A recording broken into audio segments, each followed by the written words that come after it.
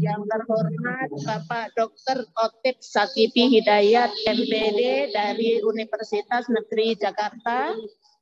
Yang terhormat Bapak dan Ibu Kepala Sekolah di Gugus Mangrove, serta Bapak Ibu Guru yang Ibu sayangi yang berada di Gugus Mangrove. Puja dan puji syukur kita panjatkan kehadirat Tuhan Yang Maha Esa bahwa pada siang hari ini kita bisa berkumpul meskipun dalam tatap maya, dalam keadaan sehat walafiat. Terima kasih Pak Dayat telah memberikan waktu kepada saya. Terima kasih juga kepada Bapak Otip yang akan memberikan materi kepada kita semuanya, khususnya adalah gugus mangrove, sehingga apa yang nanti diberikan, materi yang diberikan kepada kita dapat mengimplementasikan kepada sekolah kita masing-masing, terutama kurikulum Merdeka yang saat ini memang kami meskipun sudah mendapatkan pelatihan-pelatihan, tetapi alangkah baiknya kita masih menyerap kurikulum Merdeka ini dengan baik. Adapun nanti teman-teman kalau ada yang mau dipertanyakan silahkan, terutama kelas 1 dengan kelas 4 memang saat ini baru memulai untuk melaksanakan kurikulum Merdeka ini. Apakah nanti ada yang mau ditanyakan, terutama aplikasi rapor dan sebagainya, silahkan untuk dipertanyakan, karena pada saat ini Bapak Dr. Otip yang akan memberikan materi pada siang hari ini. Terima kasih sekali bahwa kita telah menerima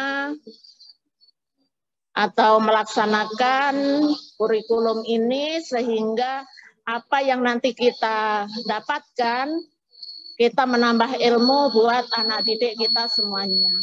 Terutama kepada Bapak dan Ibu Guru, silahkan untuk menyimak, meskipun sudah siang, tetapi kita masih semangat, semangatnya semangat pagi.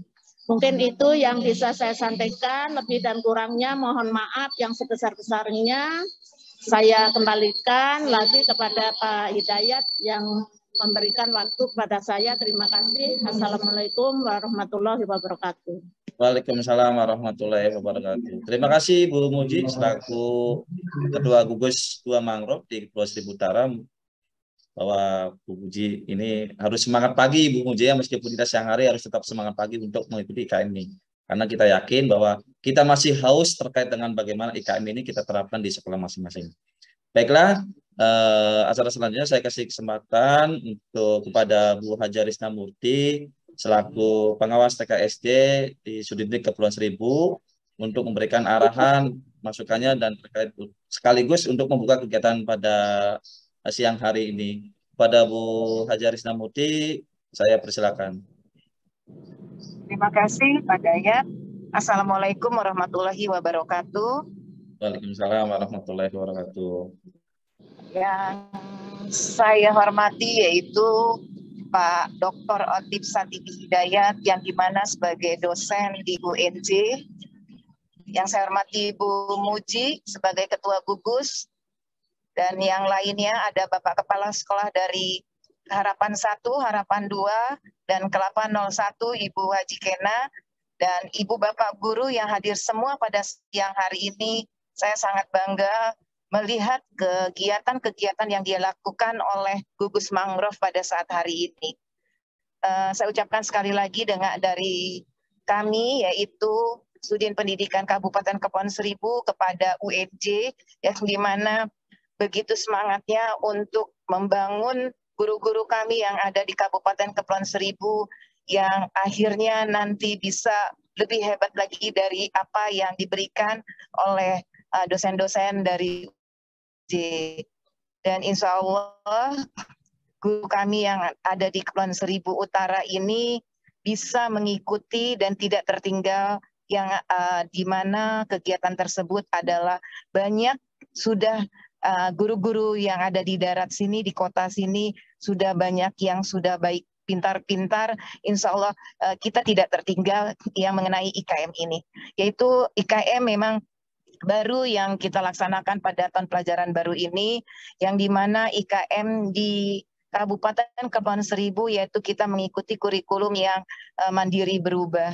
Di mana kurikulum mandiri berubah, benar tadi Bu Muji, kita masih kekurangan mengerti, kurang paham mengenai penilaian. Penilaian yang akan dimasukkan di dalam aplikasi rapot nantinya.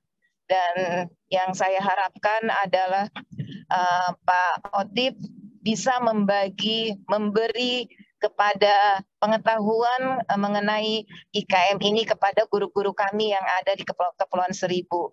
Yang khususnya adalah gugus mangrove, yaitu SD Kelapa 01, Kelapa 02, Harapan 1, dan Harapan 2. Benar-benar mengharap banyak dari Pak dosen yang insya Allah bisa membagi kepada teman-teman yang belum dapat, yaitu ke pulau-pulau yang lain, yang insya Allah bisa mengimbaskan. Dan juga jangan lupa kepada kami yang pulau-pulau yang belum mendapatkan ilmu dari Universitas Negeri Jakarta, dari UNJ, mudah-mudahan PKM yang Bapak laksanakan kepada kami bisa membagi ke pulau yang lain. Itu harapan-harapan dari kami. Semoga kegiatan-kegiatan ini insya Allah bisa lebih baik lagi dari yang kemarin. Mungkin itu saja dari saya. Kebetulan saya juga masih dalam perjalanan menuju dinas, yang dimana kegiatan ini adalah kegiatan sangat menyenangkan. Dan semoga apa yang tadi Bu Muji bilang adalah semangat pagi, benar-benar untuk Ibu Bapak Guru yang ada di Pulau Gugus Mangrove ini, benar-benar semangat paginya ditampakkan, diperlihatkan kepada Pak dosen kita, dan kita tidak dibikin malu untuk kegiatan ini. Semoga kita semua tetap semangat, semangat segalanya, semangat untuk bisa mengikuti kegiatan IKM ini. Yang mudah-mudahan banyak-banyak pertanyaan kepada Pak Otip. Semoga Pak Otip bisa memberikan dengan senang hati kepada kami. Itu yang kami harapkan. Mungkin itu saja dari saya. Kegiatan PKM ini pada hari ini, sekarang ini jam 1, kami buka dengan baik dengan mengucapkan membaca basmalah. Bismillahirrahmanirrahim. Kegiatan PKM dari UNJ semoga berjalan dengan baik dan lancar. Mungkin itu saja dari saya, dan saya ucapkan banyak terima kasih, dan Assalamualaikum warahmatullahi wabarakatuh. Waalaikumsalam warahmatullahi wabarakatuh. Terima kasih Bu Haji Arisna selaku pengawas PKSD di Suku Dinas Pendidikan Kabupaten Kepulauan Seribu yang telah memberikan arahan, masukan, dan juga membuka kegiatan acara ini. Alhamdulillah Pak Otip, kegiatan kita ini selalu didukung oleh Bu Pengawas untuk pengembangan kegiatan, khususnya untuk pengembangan guru, dan beliau ini selalu mensupport dan kegiatan Balai. Baiklah, acara selanjutnya kita masuk ke acara inti. Kita serahkan sepenuhnya kepada Pak Dr. Otip Satibi Hidayat untuk menyampaikan materinya terkait dengan implementasi kurikulum Merdeka. Kepada Pak Otip, saya persilakan. Baik, terima kasih Pak Hidayat. Assalamualaikum warahmatullahi wabarakatuh. Waalaikumsalam warahmatullahi wabarakatuh. Bismillah, alhamdulillah, wassalatu wassalamu ala rasulillah wa ala alihi wa sahbihi wa mawalah wa la hawla wa la quwata illa billah ma ba'd. Yang saya muliakan Ibu Pengawas, Ibu Risna, yang saat ini sedang dalam perjalanan. Semoga Ibu diberikan kelancaran ya Bapak Ibu. Ya, dan terima kasih Pak. Ibu Ketua Gugus ya, serta Ibu Bapak Kepala Sekolah dan Dewan Guru yang sangat saya banggakan. Saya tidak menyangka loh Bu Risna bahwa guru-guru di pulau itu kirain pada stres ya, ternyata luar biasa ya. Setelah dari pagi sampai siang capek gitu ya, penat. Kalau di Jakarta mah istilahnya itu padat gitu ya, macet. Di sana mah enjoy saja ya. Ada yang lucu-lucuan. Saya luar biasa. Saya bilang, nggak takut ombak, nggak takut ikan hiu datang ke darat gitu ya.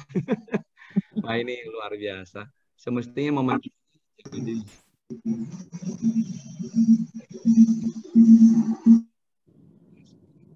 mengabdi dan mencerdaskan anak bangsa. Mohon izin Bapak Ibu sekalian, saya Otip Satibi Hidayat, dosennya di Pasca Sarjana Universitas Terbuka, karena saya diminta untuk di Pasca Sarjana UT sudah hampir 3 tahun, 4 tahun lupa saya. Karena saya juga penulis buku di UT ya. Dan kebetulan UNJ ada kerjasama dengan Kepulauan Seribu untuk melakukan pengabdian masyarakat. Nah, pada saat tanggal 15 sampai dengan 18 Agustus itu saya berhalangan hadir karena banyak sekali tugas. Dan baru hari ini saya akan melaksanakan tugas tersebut dengan sebaik-baiknya. Terima kasih Bu Risna dan Bapak Ibu sekalian yang sudah mengapresiasi kegiatan ini. Mari kita belajar bersama ya. Saya mohon izin untuk share screen Bapak Ibu sekalian. Dan materi yang akan saya sampaikan insya Allah bersifat applicable dan reasonable secara keilmuan ya. Baik, ini walaupun judulnya rada-rada nyentrik gitu ya, pendampingan pemanfaatan media content e-learning berbasis motion grafis dan website, sebuah inspirasi kreatif dalam implementasi kurikulum Merdeka. Ini hanya sebuah keharusan di dalam implementasi program dari pengabdian kepada masyarakat. Tapi 95% adalah tentang IKM.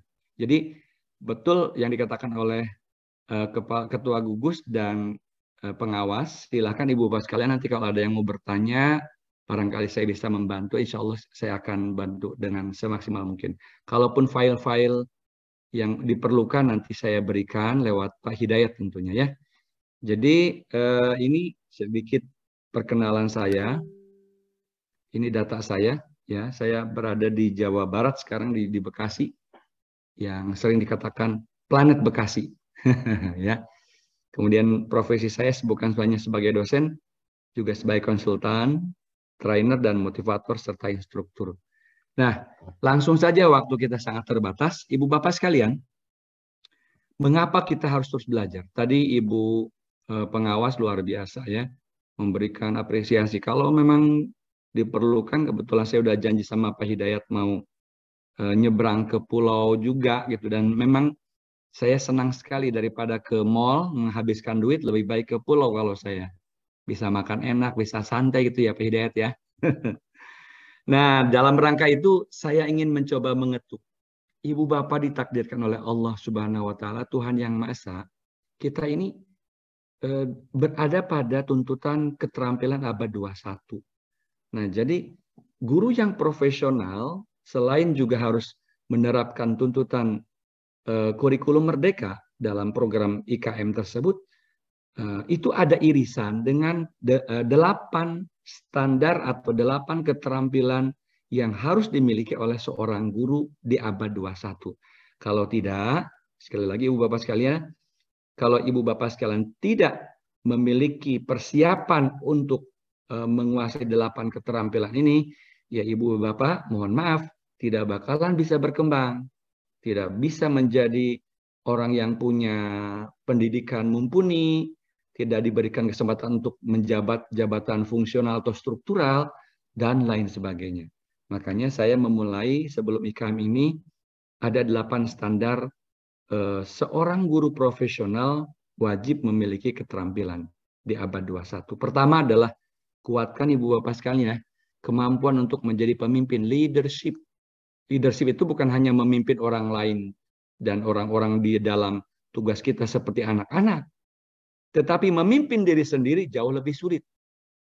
Datang tepat waktu, tidak mendelay pekerjaan, tidak menumpuk tugas-tugas, itu adalah kemampuan leadership pada diri sendiri. Kemudian disiplin menjaga kesehatan tubuh, disiplin mengatur keuangan, kemudian disiplin menjaga kesehatan, dan lain sebagainya, itu termasuk kemampuan leadership untuk diri sendiri. Kalau ngurus atau mengajari orang lain, pinter, kadangkala untuk mengajari diri sendiri, tidak bisa kita, atau sulit. Nah ini penting sekali Bapak sekalian ya. Karena persaingan di antara kita, termasuk diri saya, itu bersaing dengan dosen-dosen yang lain. Bagaimana caranya bisa menjadi orang yang boleh dikatakan diperhitungkan oleh orang banyak. Lalu yang kedua, digital literacy. Pemahaman tentang dunia digital. Minimalnya ya buka laptop gitu ya, membuka email, membuka Zoom, jangan tergantung pada orang lain. Ya. Kemudian beradaptasi dengan tuntutan-tuntutan digital. Jangan juga mengandalkan orang lain. Karena kalau selalu mengandalkan orang lain, maka kemampuan berpikir kita akan tumpul. Ini berbahaya sekali. Yang ketiga adalah communication. Keterampilan untuk bercakap dan berbicara. Banyak orang tidak pandai berbicara, padahal ilmunya banyak, maka tidak dikatakan sebagai orang hebat. Tetapi ilmunya sedikit, kemampuan komunikasinya bagus, dianggap sebagai orang hebat. Nah ini keunggulan kita punya kemampuan atau keterampilan berkomunikasi. Lalu yang keempat, emotional intelligence. Ini jam-jam segini Pak Hidayat, enaknya tidur, enaknya karaokean, betul. Tapi ada satu kepentingan untuk mengembangkan diri.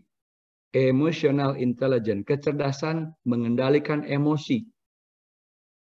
Memang Allah menciptakan manusia itu punya hawa nafsu yang selalu berimbang antara baik dan buruk. Nah, disitulah bagaimana kita tidak terlalu membiarkan diri kita itu dikuasai oleh emosi-emosi yang negatif.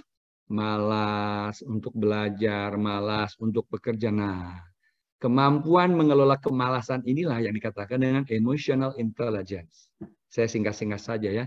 Lalu yang kelima, entrepreneurship.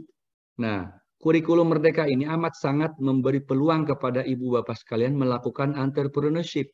Karena nanti materi saya akan sampai pada tuntutan guru Merdeka mengajar itu satu di antaranya. Ketika bapak ibu punya kemampuan memproduk apapun dalam pembelajaran, maka harus berbagi di website guru penggerak atau guru Merdeka Belajar dan Merdeka Mengajar. Punya LKPD, punya kemampuan membuat soal yang berbasis HOTS gitu ya. Kemudian punya tari-tarian yang ciptaan sendiri, itu boleh. Nah itu kalau seandainya dilihat orang banyak dan bisa menghasilkan uang, maka ibu bapak sekalian pada hakikatnya sudah mampu memiliki keterampilan entrepreneurship, kewirausahaan. Tidak harus berbisnis seperti orang-orang pada umumnya, tetapi pengembangan diri. Ya, itu penting buat diri kita. Ya. Kemudian keenam, global citizenship. Ibu bapak harus gaul ya dengan menjadikan diri kita sebagai masyarakat dunia. Punya kawan di luar negeri, bertukar alamat, informasi, itu penting. Ya minimalnya di jejaring sosial lah gitu ya. Tapi bukan untuk ngomongin orang, bukan memaki-maki orang, yang baik lah. Jangan cupuk orang Betawi bilangnya. Nah, yang ketujuh adalah problem solving, kemampuan memecahkan masalah. Ibu bapak, selama kita masih bernafas, tidak mungkin orang tidak punya masalah. Tadi yang karaokean Pak Samsul Bahri ya dan teman-teman, itu saya nggak percaya kalau semuanya nggak punya masalah. Ada aja yang punya masalah. Cuma bagaimana cara menutupi masalah tersebut? Nah, ini yang dikatakan problem solving. Ya, kalau mikirin gaji gitu ya, walaupun mungkin guru-guru di kelompoknya Pak Samsul Bahri itu udah 12 koma gitu ya satu bulan. Maksudnya tanggal 12 sudah koma maksudnya Pak gitu ya. Amin, amin. Ya, kemudian ada keinginan tapi enak banget di pulau itu nggak punya persaingan bebas seperti di Jakarta ya. Kalau di Jakarta itu kan tetangga punya mobil baru kita panas. Lalu di pulau gimana punya mobil, motor aja susah gerakan gitu ya. Nah inilah hebatnya orang-orang pulau. Kemampuan menyelesaikan masalah. Yang terakhir adalah keterampilan kerja dalam sebuah tim atau kelompok. Nggak boleh ibu bapak sekalian maju sendiri, nggak boleh mau pinter sendiri, nggak boleh mau menang sendiri. Saya sering yang menyampaikan hal ini kepada mahasiswa saya termasuk Pak Hidayat. Nggak boleh lagi, udah nggak zaman lagi kita bersaing sikut-sikutan dengan kawan untuk meraih prestasi, nggak ada. Kita harus maju bersama. Ingat, Nokia yang tidak mau bergabung akhirnya hancur. Ya, kemudian apalagi tuh? BlackBerry hancur. Ya. Sekarang semua itu merek-merek handphone yang tidak mampu bersaing dan tidak bekerja dalam tim, akibatnya gulung tikar. Toyota dengan Daihatsu bergabung menjadi satu. Datsun dengan Mitsubishi menjadi satu. Dengan Nissan bisa bertahan. Begitulah hidup manusia sekarang ya. Dan jadi inilah 8 keterampilan yang harus dimiliki oleh Bapak Ibu sekalian kalau kita mau beradaptasi dengan abad 21. Mengapa demikian? Ibu Bapak sekalian, karena kita, lagi-lagi saya katakan, ditakdirkan oleh Allah Subhanahu wa Ta'ala menjadi pendidik. Nah, pada waktu menjadi pendidik, itu pemerintah kita menginginkan adanya pelaksanaan pendidikan yang berkualitas secara berkelanjutan dalam kondisi apapun. Nah, di dalam layar kaca Ibu Bapak sekalian itu ada namanya Sustainable Development Goals. Tujuan-tujuan pengembangan yang harus terus-menerus berjalan. Apapun adanya. Tsunami, perang, kemudian resesi ekonomi, pandemi. Tetap yang namanya pendidikan itu harus dilakukan secara berkualitas. Itu ingat, panah biru nomor 4. Yang dikatakan dengan quality education. Jadi ada 17 tujuan-tujuan pengembangan yang tidak boleh berhenti dalam kondisi apapun di seluruh dunia, termasuk di Indonesia. Satu di antaranya ada pada coupling kita, yaitu quality education. Ibu bapak digaji besar, TKD-nya besar, ya. Saya tahu Pak Samsul Bahri itu TKD-nya besar, apalagi udah jadi kepala sekolah, besar sekali gitu ya. Nah, itu hati-hati. Ya, hati-hati pada waktu memanfaatkan tunjangan profesi, TKD-nya, gaji bulanan. Ada tuntutan dunia akhirat, kita harus melakukan pendidikan berkualitas sejak dini. Saya walaupun tadi Pak Hidayat mengatakan 13.30, jam 12.45 saya sudah masuk. Karena apa? Saya ingin disiplin, saya ingin melakukan yang terbaik buat Ibu Bapak sekalian. Nah, jadi hati-hati. Ada pertanyaan, ada 4 pertanyaan yang paling berat di negeri akhirat itu. Mohon maaf, saya seorang Muslim ya. Satu di antaranya adalah tentang harta yang kita miliki. Ya, kalau usia dihabiskan untuk apa? Kemudian kalau masa muda diisi oleh apa? Kalau ilmu bagaimana cara mengamalkannya? Nah, kalau harta itu ditanya 2 hal. Min aina iktasabahu, dari mana engkau dapatkan? Wa fima anfaqhu, dan untuk apa engkau belanjakan. Hati-hati itu Pak Samsul ya. Uang TKD harus masuk ke keluarga, jangan nyampe ke istri orang, bahaya itu. Akan dimintai pertanggungjawabannya di hadapan Allah ya. Insyaallah, siap Pak. Ya, siap, saya percaya. Pak Samsul Bahri kan nama tokoh, kalau nggak salah di apa tuh ya, Pak Otip, mohon izin Pak Otip. Ya, Bu Risna gimana? Silakan Andung. Bu pengawas ada kegiatan lain Pak Otip. Silakan.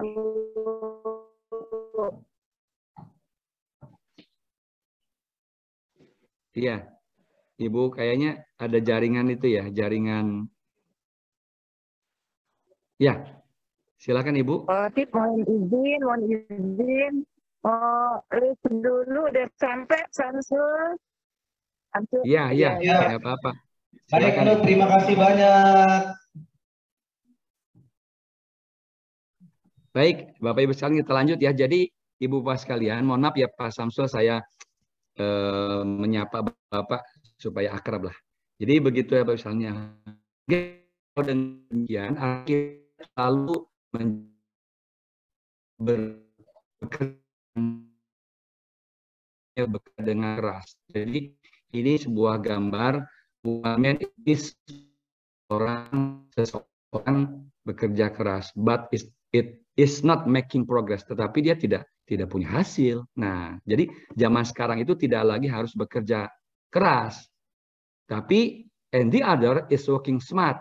Dan ada orang yang lain bekerja dengan cerdas and is getting result, dan dia mendapatkan apa yang diinginkannya, mendapatkan tujuannya. Jadi sekarang sudah tidak perlu lagi kita berpikir bekerja keras, tetapi bekerja dengan cerdas.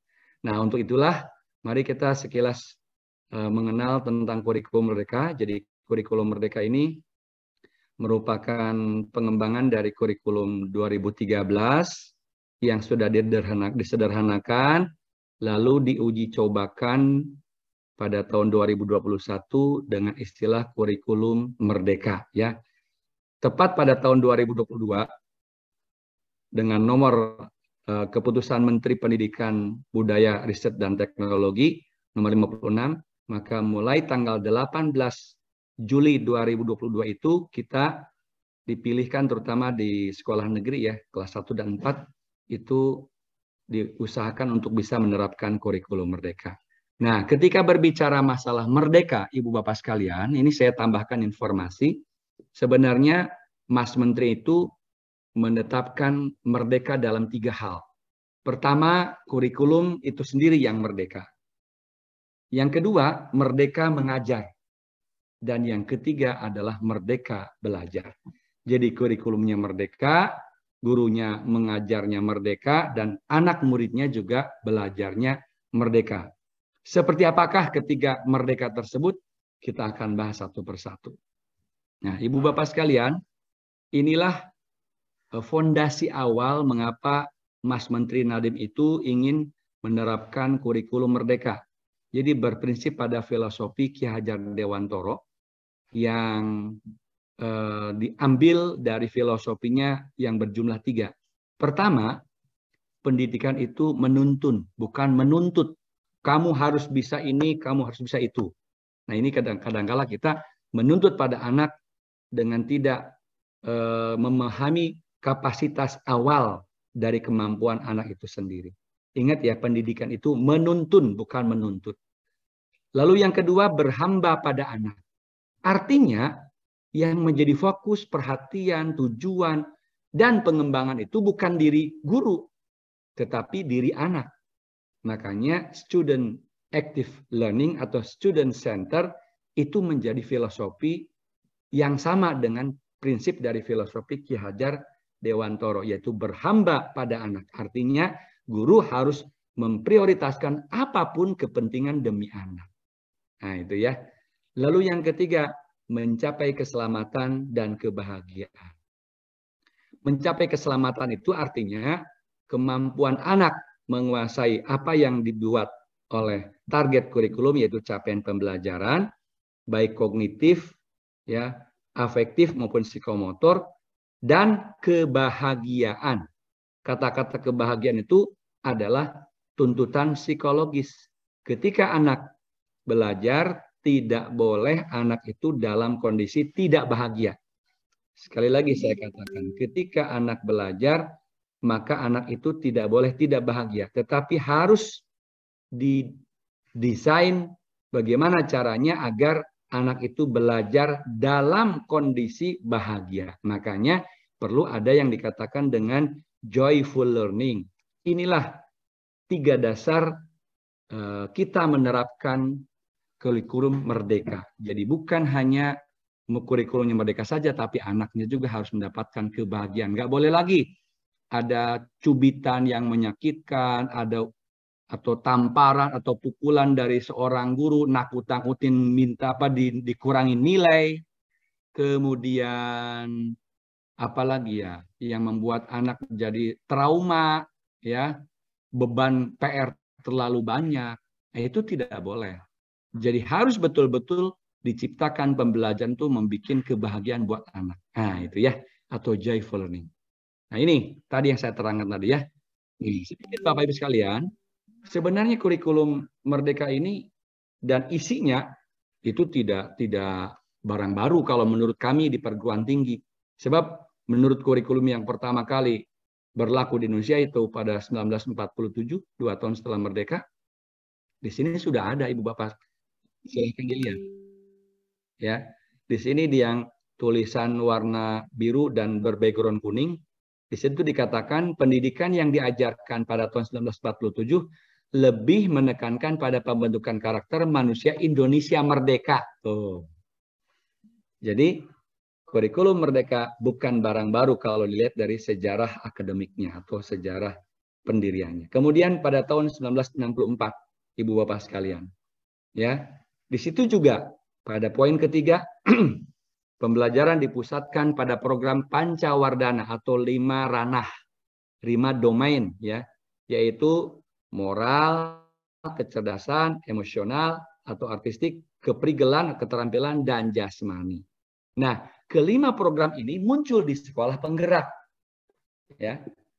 Makanya ada sekolah penggerak, ada kepala sekolah penggerak, dan ada guru ya, ada teman-temannya guru ini di itu pun tidak jadi penggerak kan minimalnya jadi penggerak. Yuk kita rame-rame menyekolahkan SK Bang DKI. Nah, menggerakkan teman termasuk penggerak juga.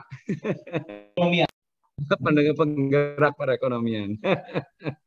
Aduh, salam kenal Pak Samsul ya dari saya. Siapa? Lanjut ya. Nah, ini pada tahun kurikulum 1968 ada juga moral, budi pekerti, dan beragama adalah substansi dari kurikulum merdeka dalam profil pelajar Pancasila. Kurikulum 1984, nah ini menjadikan posisi siswa di tempat sebagai subjek belajar itu sama dengan merdeka belajar pada dianggap. Oke?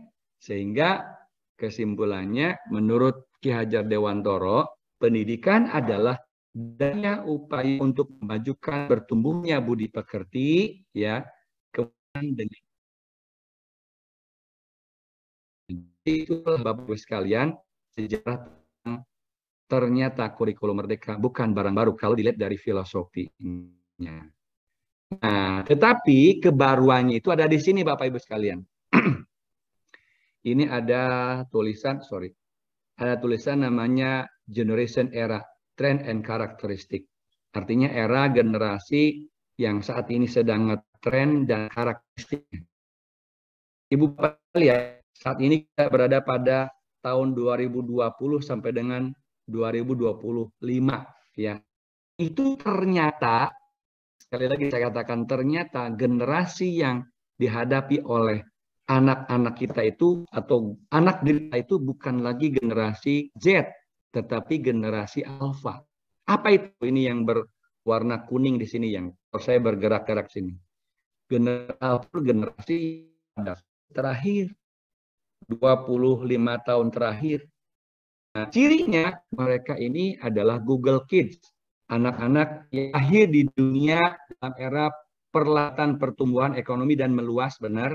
Karena semua harga-harga naik, ya, nggak tahu di Pulau Harapan, di Jakarta biasa, naik, semua naik, dulu biasa. Sama Pak.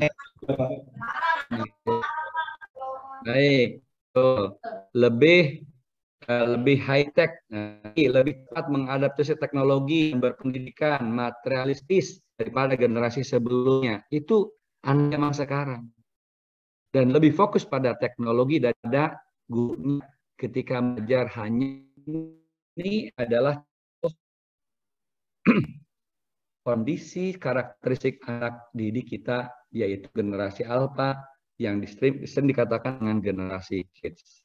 Nah ini lihat gambarannya ya Bapak Ibu sekalian. Anak zaman sekarang lebih banyak dipengaruhi acara televisi, penggunaan alat kemajuan teknologi, pergaulan, kemewahan mall, aneka permainan, dan obsesi orang tua. Jadi pada hakikatnya ibu bapak sedang bersaing pengaruh, ya, sedang bersaing pengaruh siapakah yang paling besar, ya, datang kepada diri anak.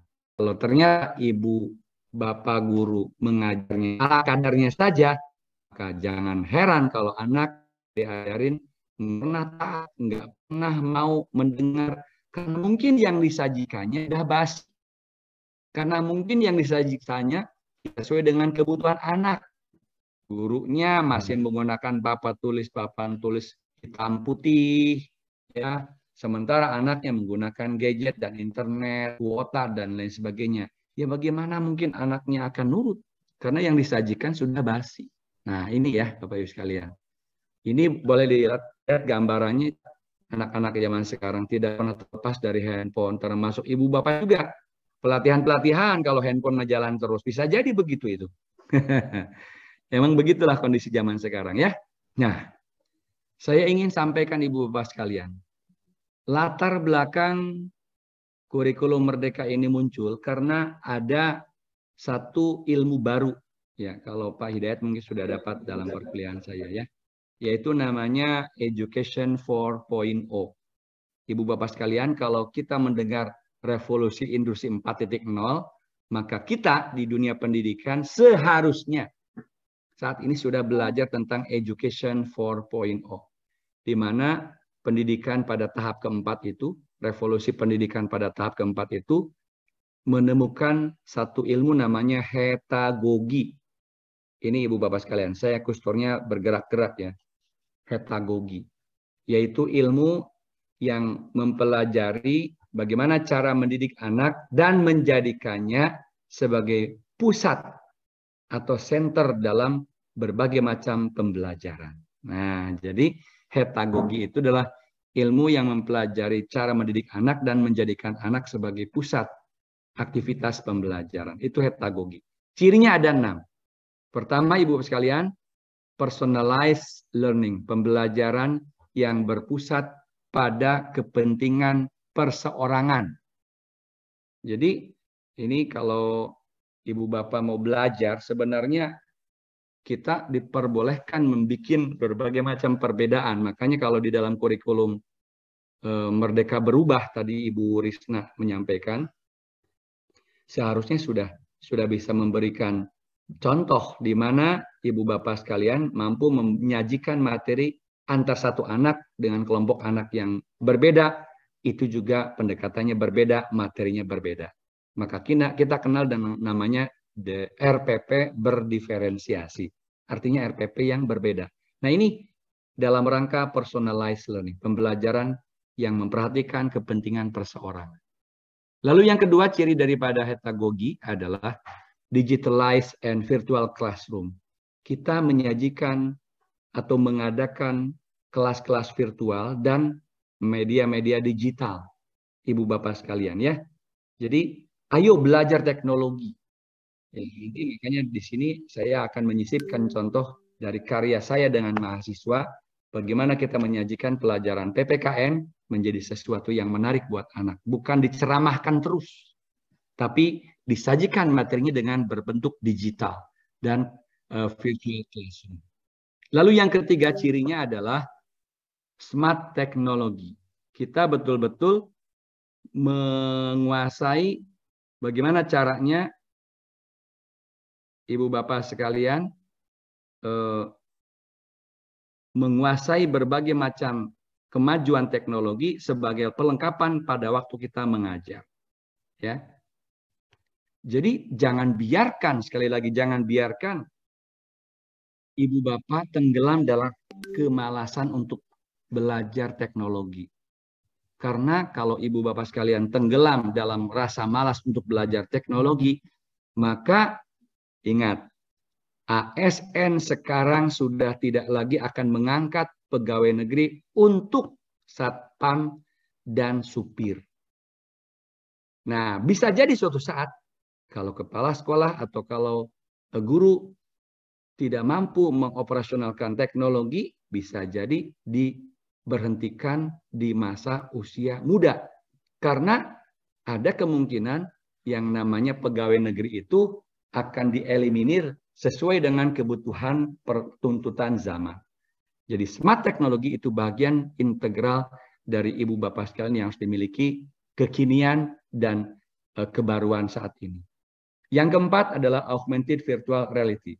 Sekolah yang baik, pendidikan yang baik, ya layanan pendidikan yang baik itu akan berusaha untuk melengkapi berbagai macam perlengkapan. Ya, perlengkapan, ya, peralatan yang dibutuhkan dalam rangka melakukan hadirnya sebuah kondisi kenyataan hidup, tetapi dibuat dalam bentuk virtual. Namanya virtual reality. Nah, kelengkapan-kelengkapan itu menjadi satu keharusan yang ada pada Education 4.0. Contohnya, kalau guru biologi atau guru IPA ketika menghadirkan hujan, maka bagaimana caranya Ibu Bapak seolah-olah kita sajikan hujan beneran di dalam kelas dalam bentuk virtual reality. Jadi ambil, cari di berbagai macam jejaring internet, ya, bagaimana suasana hujan, bagaimana suasana angin darat, angin laut, terjadinya fotosintesis. Nah, sesuatu yang berada dalam kenyataan, kemudian kita alihkan, kita sajikan dalam bentuk virtual, namanya virtual reality. Itu yang menarik buat anak dalam belajar saat ini. Lalu yang kelima, Ibu Bapak sekalian, Merdeka Belajar itu juga, ya, Merdeka Mengajar, kurikulum Merdeka, memungkinkan seorang guru itu bisa memanfaatkan artificial intelligence atau kecerdasan buatan. Ibu Bapak sekalian, kalau dulu waktu saya masih jadi guru di SMA, SMP, bahkan saya pernah jadi guru SD, betapa sulitnya kita membuat yang namanya gambar gunung, ya, gambar pemandangan yang indah, suasana malam hari. Nah, dengan artificial intelligence, Ibu Bapak tinggal mencari di internet apapun, apakah foto, gambar, kemudian 3 dimensi, kemudian animasi ataupun film beneran, tinggal cari. Nah, jadi artificial intelligence adalah kecerdasan buatan yang tidak perlu lagi kita repot-repot membuatnya karena sudah tersaji dalam dunia maya. Hadirkan. Nah, yang terakhir adalah gamification, yaitu sebuah kegiatan guru yang mencoba menghadirkan game-game edukatif, walaupun dibuat materi itu dalam bentuk game, tapi sesungguhnya permainan-permainan itu sebenarnya memiliki nuansa penyampaian materi-materi yang diajarkan. Nah, jadi kalau kita mampu membuat materi-materi dalam bentuk game-game edukatif, maka itu berarti kita sudah berada pada Education 4.0, gamification. Ya. Nah, jadi oleh karena itu, nih tugas kita semua, Bapak Ibu, halo, ya, Ibu Bapak, tugas kita semua menyiapkan layanan personalized learning, ya, kemudian menyiapkan perangkat digitalized dan virtual classroom, menguatkan kemampuan teknologi, mengusahakan pemenuhan perlengkapan virtual reality, mengoptimalkan pemberdayaan, ya bukan pemberdanaan, pemberdayaan, mohon maaf salah ngetik, pemberdayaan artificial intelligence, dan memproduk semaksimal mungkin gamification sebagai jawaban Education 4.0. Guru yang kreatif insya Allah akan diberikan jaminan. Biasanya saya di DKI Jakarta suka jadi panitia guru berprestasi, dan guru berprestasi biasanya langsung diangkat jadi kepala sekolah. Ayo Bapak Ibu sekalian, lewat ini bisa. Ya, karena kita berada pada zaman now, bukan zaman all. Nah, ini contoh yang sudah saya kembangkan di mahasiswa, ada namanya content electronic learning, merupakan media penyampaian yang berisi materi-materi pembelajaran yang berbentuk media elektronik, gambar, dan video yang dapat diakses menggunakan PC, laptop, tablet, maupun smartphone. Nah, untuk memudahkan siswa dalam menerima pembelajaran dari mana saja. Nah, itu Ibu Bapak sekalian, ya. Ini contohnya. Ini teori-teori yang sudah saya berikan. Ini contohnya Ibu Bapak sekalian, ya. Cakupan materi pembelajarannya tentang PPKN, hak dan kewajiban tanggung jawab, ya. Kemudian ini contoh konkretnya Bapak Ibu, melakukan kegiatan penelitian terlebih dahulu kami dengan mahasiswa, dan ini hasilnya. Ya, ini hasilnya. Mudah-mudahan bisa dilihat, ya. Sudah kelihatan belum Pak Dayat? Halo anak-anak Ada ya? semuanya. Belum Selamat Pak. pagi. Di close dulu mungkin Pak. Perkenalkan, nama Padahal ini kakak sudah hyperlink ya. Seno Tirta.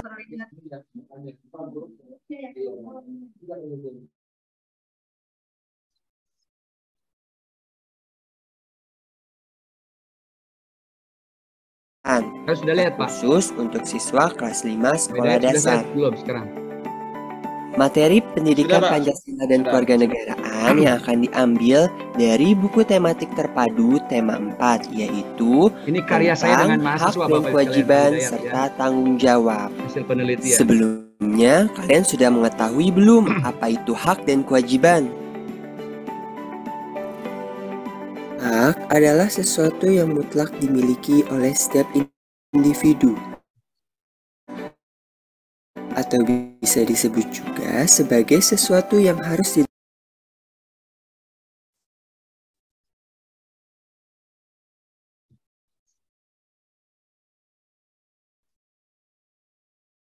Nah, baik. Sekedar itu saja contoh ya, Pak Hidayat ya. Baik, kita lanjut ke materi selanjutnya. Sudah kelihatan belum Pak Hidayat? Sudah ya? Sudah Pak. Baik. Nah, di dalam kurikulum Merdeka, Ibu Bapak sekalian, saya ingin menyampaikan, walaupun mungkin sudah dapat dari berbagai macam pelatihan, sebaiknya guru sebelum membuat modul ajar atau RPP versi kurikulum 2013, sebaiknya guru melakukan teaching at the right level, melakukan penelitian bagaimana caranya kita membuat asesmen awal. Dulu namanya asesmen diagnostik ya. Sekarang tidak boleh lagi menggunakan asesmen diagnostik karena asesmen diagnostik itu istilahnya sudah dilindungi oleh Undang-Undang Hukum Indonesia miliknya dari API, Asosiasi Psikolog Indonesia. Nah, jadi apa fungsinya dari teaching at the right level? Supaya kita mengajar itu cocok dengan level kemampuan anak. Jadi, teaching at the right level itu adalah satu usaha dari pemerintah agar setiap guru membiasakan diri membuat asesmen atau penilaian atau jajak pendapat, jajak kemampuan pada anak guru itu buat RP atau membuat modul ajar dan sebelum mengajar. Nah, jadi pelaksanaannya seperti ini Bapak Ibu sekalian tuh. Jadi sintaktal itu asesmen awal. Lalu dari asesmen awal kita diharapkan mampu menemukan karakteristik peserta didik, pasti setiap anak berbeda. Potensinya juga pasti berbeda. Dan kebutuhannya juga pasti berbeda.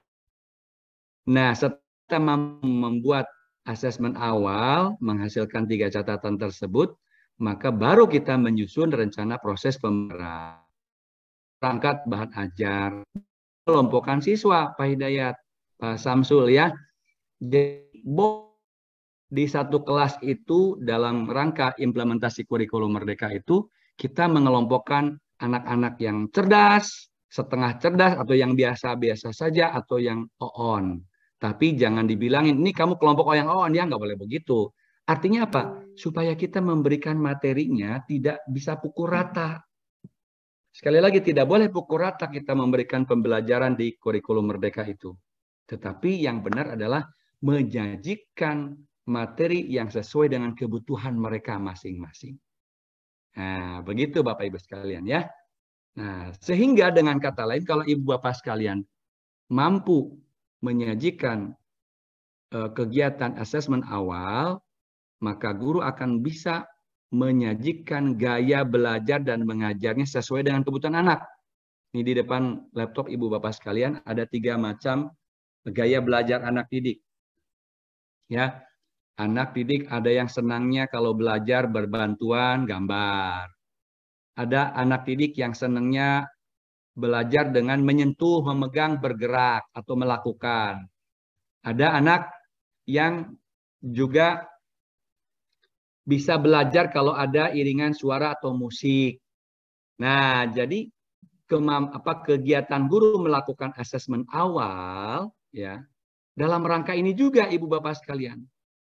Jadi kalau Ibu Bapak sekalian tidak memperhatikan kebutuhan awal anak, berarti sama artinya ibu bapak tidak berubah. Tidak mensukseskan program pemerintah. Hati-hati. Tunjangan TKD yang didapat, tunjangan profesional yang didapat, gaji itu berimplikasi pada tuntutan. Tuntutannya pemerintah benar. Secara teori benar. Sebaiknya guru itu melakukan jajak kemampuan dulu. Ada yang senang mengajar dan belajar dengan apa? Sajikan seperti itu. Lalu yang kedua, ibu bapak sekalian, kurikulum Merdeka juga itu memerlukan adanya kemampuan guru untuk menyalurkan kemampuan anak. Ini di depan saya nih Pak Hidayat, ada 9 kecerdasan dari Howard Gardner. Yang mulai dari kecerdasan spiritual.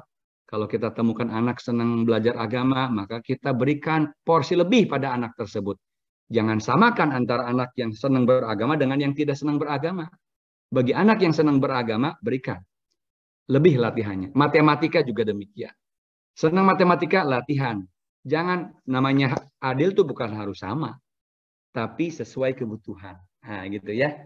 Yang senangnya menggambar, senangnya musik, senangnya olahraga, senangnya dunia alam semesta kayak saya nih, senangnya bergaul, senangnya merenung, senangnya bahasa, semua harus difasilitasi. Inilah manfaat dari asesmen awal. Jadi kita menyajikan sesuai kebutuhan dan kemampuan anak, bukan pukul rata. Jadi kalau Bapak Ibu mengikuti pelatihan dengan saya sebanyak 21 orang ini, masih saja seperti lagunya Dian Piscesa, Pak Hidayat, aku masih seperti yang dulu. Nah, itu berarti tidak berhasil itu pemerintah. Suaranya mantap, Pak. Nah, gitu. Pak Samsul belum tahu. Pak Hidayat, Pak Otip juga senang nyanyi kali ya. Nah, jadi gitu Pak Samsul ya. Nanti kita nyanyi bareng. Saya kasih lagu ciptaan saya sendiri, Pak. Ya. Baik. Siap. Nanti makanya jangan kemana-mana ya. Oke. Oke, lanjut ya. Nah, dengan kata lain juga, Ibu Bapak sekalian, kurikulum Merdeka itu memesankan kepada guru, jangan bikin bosan anak, jangan bikin stres anak. Munculkan rasa ingin tahu. Caranya bagaimana? Dengan mengoptimalkan pembelajaran dan memotivasi anak dalam belajarnya. Jangan bikin stres anak. Anak harus merdeka dalam belajar. Nah, ini ya. Kemudian yang berikutnya, Ibu Bapak sekalian, kita sudah mengenal, saya yakin Ibu Bapak sekalian sudah mengenal, kalau di kurikulum 2013 kita mengenal KIKD, maka di dalam kurikulum Merdeka itu diganti menjadi capaian pembelajaran. Dan itu capaian pembelajaran dipergunakan untuk fase, ya fase A, B, C kalau di SD itu ya 2 tahunan. Nah, mengapa 2 tahunan? Saya mau tanya nih, Pak Hidayat, nih mahasiswa saya. Tolong dijawab. Mana Pak Hidayat? Oh, kemana Pak Hidayat? Mengapa 2 tahunan pemerintah membuat fase untuk SD ini? Kalau Bapak jawabannya benar, saya kasih buku saya. Nanti saya kirim ke Pulauan. Saya lagi bikin buku baru nih. Ayo Hidayat, jawab. Mengapa harus 2 tahunan? Atau yang lain? Bu Rosita, boleh Bu Rosita.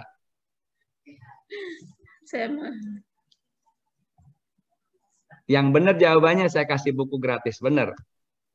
Harga di Gramedia 50.000, lumayan kan? Fase per 2 tahunan. Iya. Fase A itu sebutkan adalah untuk kelas 1 dan 2. Kenapa harus 2 tahunan? Dari usia bisa jadi. Nah, baik ya. Mohon dengar baik-baik Ibu Bapak sekalian. Pemerintah mengeluarkan kebijakan di SD itu ada fase A, B, C, dan setiap fase itu ditempuh dengan 2 tahunan, itu berimplikasi pada beberapa hal sebagai berikut. Pertama, fase 2 tahunan itu diberikan kepada guru untuk mencapai semua target capaian pembelajaran agar tidak boleh ada yang tertinggal. Tidak boleh ada anak yang tinggal kelas. Ya, betapapun umpamanya di kelas 1, umpamanya di kelas 1 ada 20 capaian pembelajaran. Nah, ketika di akhir kelas 1 itu kenaikan kelas, anak baru 15. maka anak boleh tetap naik ke kelas 2, tetapi tunggakan yang 5 capaian pembelajaran di kelas 1 boleh diajarkan di kelas 2. Nah, jadi durasi waktu inilah diberikan kepada guru untuk menuntaskan capaian pembelajaran pada setiap anak supaya anak tetap naik kelas dan guru mempunyai waktu yang cukup panjang. Begitu, Bapak Ibu sekalian ya. Itu sehingga nanti implikasinya anak juga merasa dihargai. Coba bayangkan kalau tetap tinggal kelas, harus adaptasi dengan adik kelas, harus siap mental dengan ledekan teman-temannya sudah naik kelas, sementara dia belum naik kelas. Nah itu membuat anak tidak enjoy dalam belajar. Oke, ya itu ya Bapak Ibu sekalian. Selanjutnya, nah teori dari hal itu sebenarnya sama dengan teori yang dipelajari di kampus. Ya, mengapa ada fase-fase? Ini teori dari Brunner, Piaget, dan Vygotsky, di mana discovery learning menjadi bagian daripada titipan kurikulum Merdeka itu mewajibkan guru menerapkan setiap mata pelajarannya dengan berbasis proyek. Nah, jadi proyek-proyek yang ada di dalam kurikulum itu, ya, kurikulum Merdeka itu ada 2. Proyek dalam artian pendekatan pembelajaran mata pelajaran, ada proyek ya penguatan profil pelajar Pancasila. Nah, jangan salah ya Ibu Bapak sekalian. Kalau proyek dalam pembelajaran supaya anak 70% aktif dalam belajar, 30% gurunya mendesain pembelajaran. Ini sesuai dengan teori Brunner, Piaget, dan Vygotsky. Nah, ini ya contoh teorinya. Ini semua anak belajar dengan praktek didampingi oleh gurunya. Jadi jangan ceramah. Kalau saya jadi Bu Risna mau datang ke sekolah sebagai pengawas, saya nggak bakal ngasih tahu kepada Pak Samsul mau datang jam berapa, masa bodoh. Bener nggak nih ya guru-guru menerapkan IKM? Nah, gitu kan. Biar tahu kita sebenarnya. Kalau dikasih tahu mah ya diada-adakan yang tidak ada. Nah, itu tidak boleh terjadi karena kita DKI Jakarta, subhanallah, masya Allah, gajinya jauh lebih sejahtera daripada provinsi yang lain. Berbahagialah Ibu Bapak sekalian ya.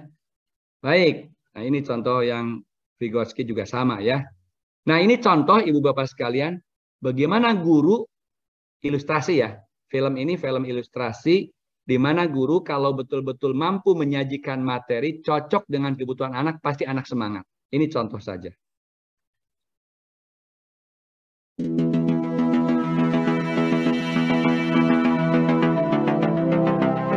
Begitu antusiasnya anak, karena gurunya sudah memahami apa yang dibutuhkan oleh anak.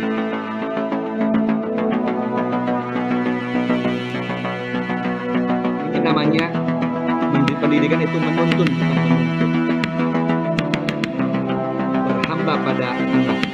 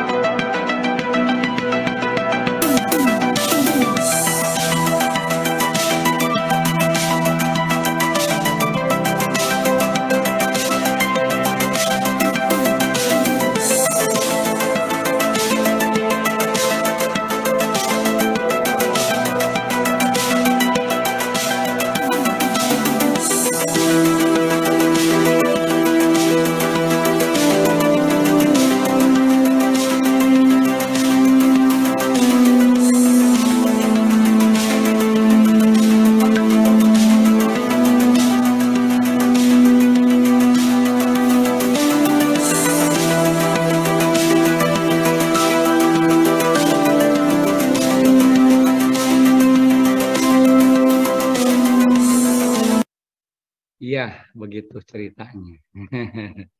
Jadi begitu ya, Ibu Bapak sekalian, banyak alternatif yang bisa membuat gairah anak itu punya semangat untuk belajar kalau gurunya mampu mengerti kebutuhan anak.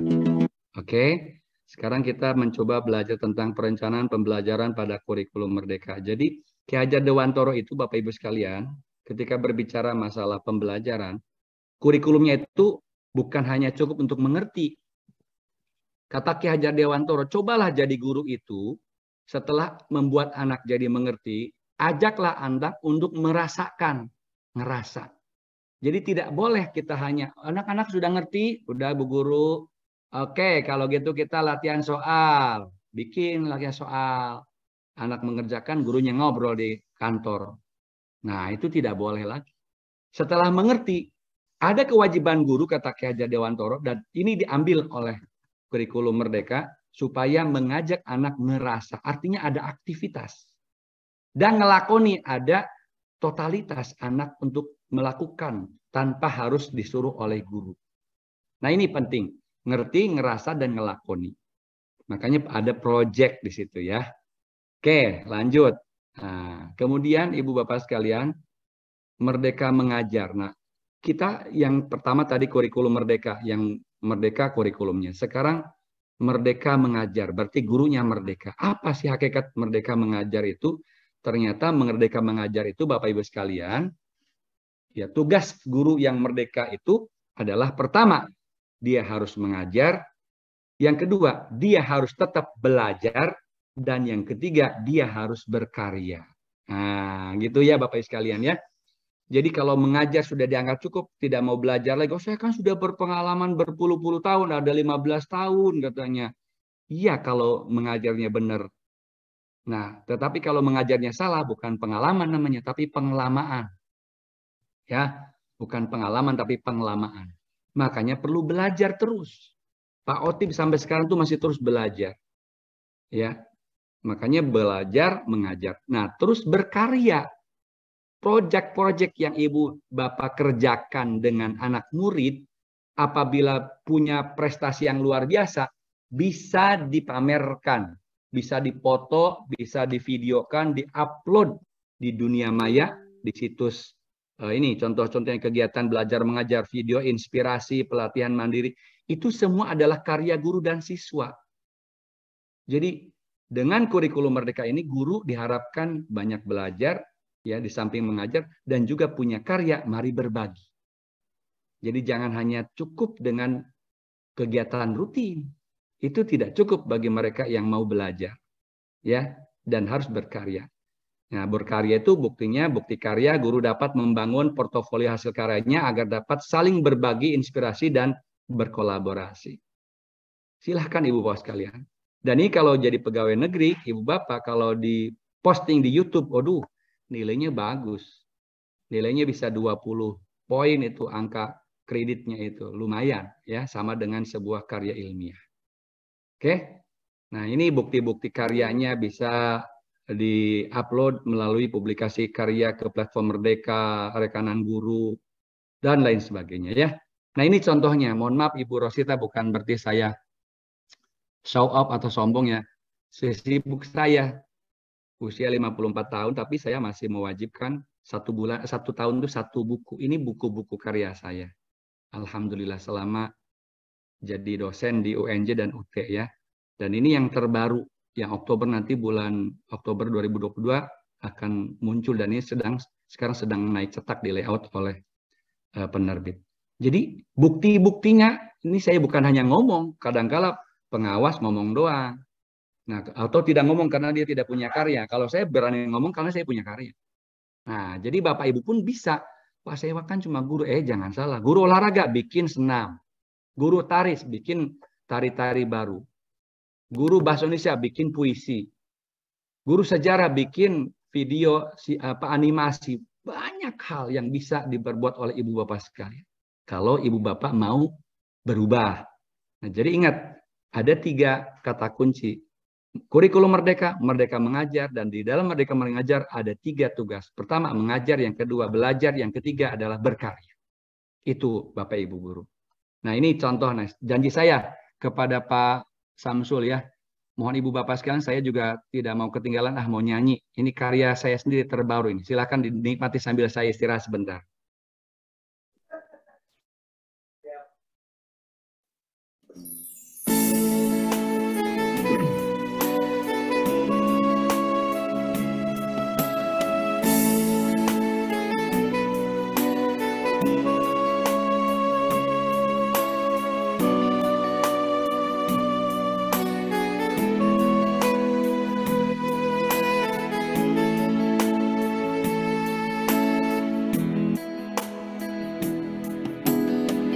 Ucap takbir kemuliaan,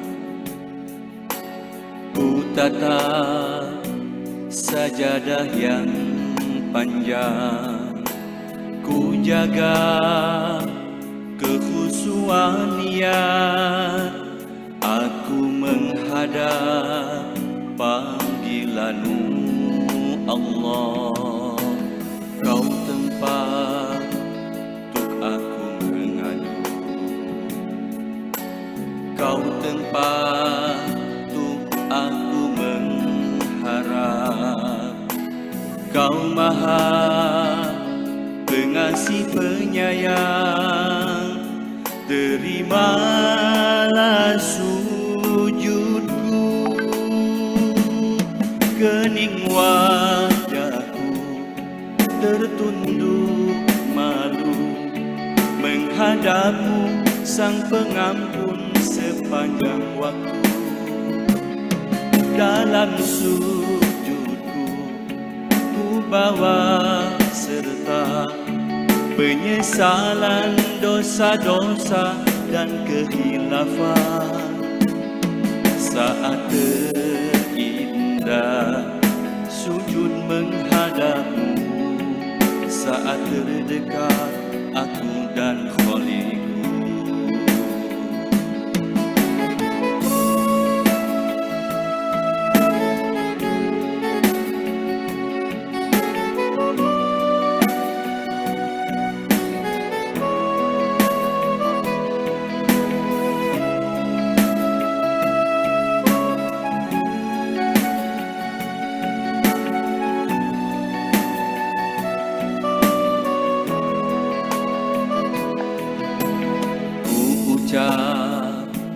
Takbir kemuliaan,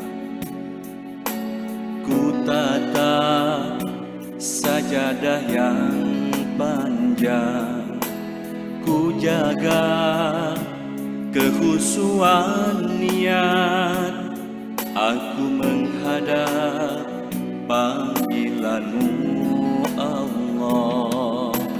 Kau tempat aku mengadu, Kau tempat untuk aku mengharap, Kau Maha Pengasih Penyayang, terimalah sujudku, kening wajahku tertunduk malu menghadap-Mu Sang sepanjang waktu. Dalam sujudku ku bawa serta penyesalan dosa-dosa dan kehilafan. Saat terindah sujud menghadap-Mu, saat terdekat aku dan Khaliqku. Saat terindah sujud menghadap-Mu, saat terdekat aku dan Khaliqku. Saat terindah sujud menghadap-Mu, saat terdekat aku dan Khaliqku. Nah, begitu Pak Samsul, saya juga bisa nyanyi kan? Terima kasih. Oke, sekarang apa artinya merdeka? Terima kasih Ibu Kepala SDN Pulau Kelapan 01. Pagi udah ngasih aplaus. Yang lainnya nggak ngasih aplaus. Boro-boro nyawer katanya ya. Baik, terima kasih. Baik, kita selanjutnya adalah, tadi saya katakan bahwa ketika berbicara masalah merdeka belajar, maaf, kurikulum merdeka, selain kurikulum merdeka juga ada yang namanya merdeka mengajar dan merdeka belajar. Apa itu dikatakan merdeka belajar?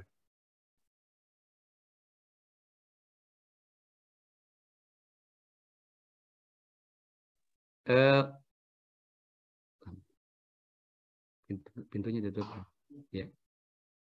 Dikatakan merdeka belajar itu apabila siswa itu peserta didik memperoleh penerapan TAL atau teaching at the right level. Oh, jadi artinya apa? Guru sebelum mengajar dikatakan tadi dalam kurikulum merdeka sebaiknya melakukan evaluasi atau asesmen awal gitu ya. Yang kedua, merdeka belajar itu bagi siswa ketika peserta didik mendapatkan variasi layanan pembelajaran dari guru. Tidak ceramah terus. Kadang diskusi, kadang kuis, kadang belajar di luar kelas, kadang macam-macam ya. Yang ketiga, ketika peserta didik dapat mengembangkan potensi melalui ya itu tadi yang dikatakan oleh saya kepada Ibu siapa tadi ya, bahwa anak itu mendapatkan pengembangan potensi melalui kebijakan fase untuk ketuntasan capaian pembelajaran. Dan merdeka belajar apabila peserta didik merasakan joyful learning, ya, belajar menyenangkan dengan kontekstual, kemudian berupa kegiatan konkret, proyek sesuai dengan karakteristik usia, sosial budaya, dan kebutuhan individual. Ini Ibu Bapak sekalian ya. Dan merdeka belajar juga ketika peserta didik merdeka dari pengaruh negatif budaya asing. Jadi guru harus punya peduli. Jangan sampai anak terlalu mengenal dan mengikuti budaya asing. Namun tetap mampu bersaing menjadi warga dunia sesuai profil pelajar Pancasila. Saya yakin ini di pelatihan-pelatihan sebelumnya belum ada. Karena memang saya beda dalam memberikan materinya ya. Selanjutnya Ibu Bapak sekalian, sekarang bagaimana cara membuat alur tujuan pembelajaran? Ya, alur tujuan pembelajaran itu sama dengan silabus Ibu Bapak sekalian ya. Kalau kita membuat konten dalam pemahaman implementasikan kurikulum itu ada 4 tahapannya. Pertama, kalau kita ingin membuat alur adalah memahami garis besar kurikulum merdeka. Saat ini sedang kita bicarakan. Yang kedua, memahami pembelajaran dan asesmen. Nah, tadi saya sering mengatakan asesmen. Jangan dikira hanya sekedar asesmen, tapi tujuannya jelas tadi. Lalu yang ketiga, memahami pengembangan kurikulum operasional satuan pendidikan dalam kurikulum merdeka. Ibu Bapak Kepala Sekolah bertanggung jawab membuat KOSP, kurikulum operasional satuan pendidikan. Ya, di situ ada 13 poin ya. Di antaranya ada kalender pendidikan, ada program tahunan, program semester dan lain sebagainya sampai dengan modul ajar. Situ. Yang keempat adalah memahami pengembangan proyek penguatan profil pelajar Pancasila. Nah, ini petanya. Nah, tahapannya kita membuat kajian SKL. Standar kompetensi lulusan itu penting. Dan Ibu Bapak yang sudah menerapkan kurikulum merdeka, maka wajib membedah SKL nomor 5 tahun 2022. Yang isinya SD itu adalah seperti ini. Persiapan pendidik menjadi anggota masyarakat, beriman bertakwa, penanaman karakter, penumbuhan kompetensi literasi dan numerasi ya. Nah, itu ada 3 SKL di SD itu Bapak Ibu sekalian. Setelah SKL kita belajar standar isi. Ini ada di Permendikbud nomor 7 tahun 2022. Standar isinya ada berapa? Meliputi ada muatan wajib, ada konsep keilmuan, ada jalur, jenjang, dan jenis pendidikan. Nah, Ibu Bapak sekalian ya, materi ini nanti Ibu Bapak akan dapatkan dari Pak Hidayat ya. Nah, muatan wajib di seluruh sekolah, termasuk SD ya, ada pendidikan agama, pendidikan Pancasila, pendidikan kewarganegaraan, bahasa, matematika, IPA, IPS, seni budaya, Penjaskes, kalau di SMK ada kejuruan dan muatan lokal. Ya, kalau di SD karena masih bersifat holistik, maka IPA dan IPS digabung menjadi IPAS, ilmu pengetahuan sosial, agama dan sosial. Maaf, ilmu pengetahuan alam dan sosial. Maaf ya. Nah, pada waktu kita merancang pembelajaran, Ibu Bapak sekalian, halo ya. Pada waktu merancang pembelajaran, ini ada 3 catatan. Ciptakan pengalaman belajar buat peserta didik yang berkualitas, 1. Yang kedua, yang interaktif, 2. Dan yang ketiga, kontekstual. Nah, jadi tidak boleh sembarangan. Karena yang mendapatkan pengalaman belajar itu bukan guru, tetapi siswa. Makanya gurunya harus menyiapkan pembelajaran yang berkualitas, kemudian pembelajaran yang interaktif, dan pembelajaran yang kontekstual. Nah, di ketiga kegiatan itu, siklusnya adalah interaktif, inspiratif, menyenangkan, menantang, memotivasi, dan memberikan ruang yang cukup bagi prakarsa, kreativitas, kemandirian, sesuai bakat, minat, perkembangan fisik, dan psikologi peserta didik. Yang keenam hal inilah yang ada di dalam kegiatan pendekatan pembelajaran project. Nah, project ya. Baik. Nah, ini sama ya, sama seperti tadi. Sekarang tujuan pembelajaran. Tujuan pembelajarannya dalam kurikulum Merdeka itu memiliki komponen minimum ya. Tujuan pembelajaran adalah satu dari tujuan yang ada dalam tujuan pembelajaran. Langkah-langkahnya biasanya sama seperti yang lain ya. Dan yang terpenting ada asesmen pembelajaran. Jadi di dalam RPP kurikulum Merdeka itu selalu melakukan atau wajib melakukan asesmen pembelajaran. Karena dari asesmen tadi kita sudah tahu akan ada 3 perolehan, yaitu perbedaan karakteristik, perbedaan potensi, dan perbedaan kebutuhan pada diri anak. Nah, tujuan pembelajaran adalah bukan tujuan pembelajaran saja, tetapi tujuan secara umum dan objektif atau tujuan yang sesungguhnya. Ini sama seperti tadi ya. Nah, untuk itu kita dalam proyek itu perlu melewati 6 level. Jadi bukan hanya mengetahui ya, tetapi memahami, mengaplikasikan, menganalisis, mengevaluasi, dan menciptakan. Jadi secara tidak langsung ibu bapak guru itu kalau mengajar, mengajak anak didik untuk menggunakan otak pikirannya melakukan 6 tahapan ini. Ini yang dikatakan dengan higher order thinking skills. Jadi kurikulum Merdeka dalam rangka proses pembelajaran sebenarnya mengajak ibu bapak sekalian ya agar menciptakan kualitas pembelajaran di mana anak itu bisa melakukan 6 hal. Mengingat, memahami, ya, menerapkan, menganalisis, menilai, dan membuat sesuatu. Silakannya kalau ternyata ibu bapak sekalian hanya sampai dengan mengingat dan memahami, maka ibu akan lower order thinking skill. Kalau ibu bapak menerapkan sampai 4 tahapan, yaitu menerapkan dan menganalisis, berarti pada hakikatnya bapak ibu sudah menerapkan middle order thinking skills. Dan apabila ibu bapak sekalian dalam setiap pembelajaran itu mampu menciptakan 6 kegiatan ini, maka inilah yang diharapkan oleh kurikulum Merdeka. Bahwa ibu bapak sekalian membiasakan anak menggunakan otaknya untuk berpikir tingkat tinggi. Jadi ingat, HOTS itu bukan soal, tetapi adalah proses pembelajaran. Jadi kalaupun ada pengawas mengatakan bikin soal HOTS, itu keliru. Ya, HOTS itu bukan untuk soal, tetapi untuk proses pembelajaran. Ya, tapi karena Indonesia sudah biasa yang salah jadi benar, yang benar jadi salah, ya dianggap benar aja lah gitu ya. Nah ini contohnya ya, contoh HOTS dalam proses, sedangkan di sampingnya adalah HOTS higher order question, pertanyaan-pertanyaan yang berpikir tingkat tinggi, menggambar, mewarnai, membuat, meronce dan menyanyikan lagu, itu adalah proses.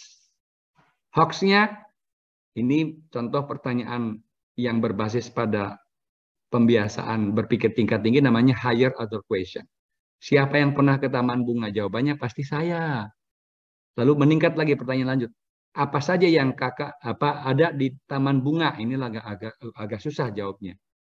Lebih susah lagi, namanya rich question atau higher order question. Mengapa di taman bunga terasa sejuk dan segar? Nah itu berarti semakin pertanyaan itu membutuhkan jawaban yang kuat, yang rinci, berarti semakin tinggi itu yang namanya persoalan. Dan alur tujuan pembelajaran sekarang ya. Tadi saya katakan ya. Di Bekasi sudah azan, sedikit lagi ya. Nah ini tujuan pembelajaran Ibu Bapak sekalian, tadi saya sudah sampaikan, ketika Ibu Bapak sekalian mendapatkan fase di kurikulum Merdeka, maka Ibu Bapak harus betul-betul memahami prinsip dalam tujuan pembelajaran. Jadi alur tujuan pembelajaran harus tuntas satu fase. Karena apa? 2 tahun cukup, Bu, ya, menuntaskan PR fase di kelas 1 belum selesai diselesaikan di kelas 2. Gitu ya. Perlu dikembangkan secara kolaboratif. Kolaborasi antar guru kelas 1 dan kelas 2 dalam satu fase harus intensif. Jadi tugas-tugas yang belum tuntas di kelas 1 disampaikan di kelas 2 dan kelas 2 harus tuntas. Karena untuk naik kelas 3 harus selesai pada satu fase. Tidak boleh lintas fase.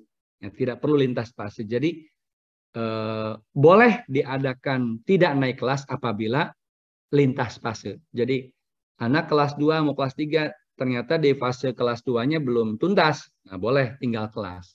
Karena itu merupakan keteledoran mungkin salah satunya dari anak maupun dari gurunya. Ya. Ini sama dengan yang tadi. Ini contoh dari fase-fase tujuan pembelajaran. Ini contohnya Bapak Ibu sekalian. Contoh dari alur tujuan pembelajaran. Terlihat nggak Bapak Ibu? Pak Hidayat? Belum Pak, belum terlihat. Kayak tadi mungkin Pak di close dulu Pak. Tadi, iya. Padahal sudah itu ya, sudah hyperlink ya. Aduh. Mana tadi? Mana ya?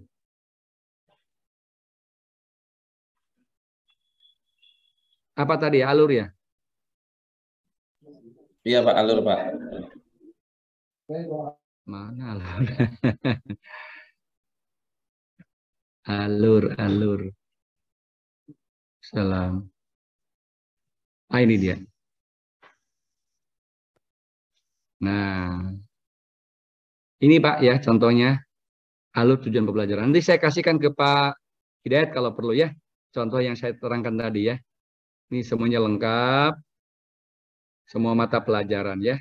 Oke, karena waktu kita terbatas. Kemudian ini contoh lagi yang kedua. Apa ini Pak?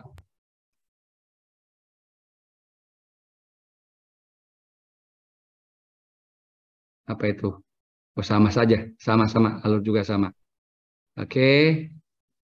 Selanjutnya.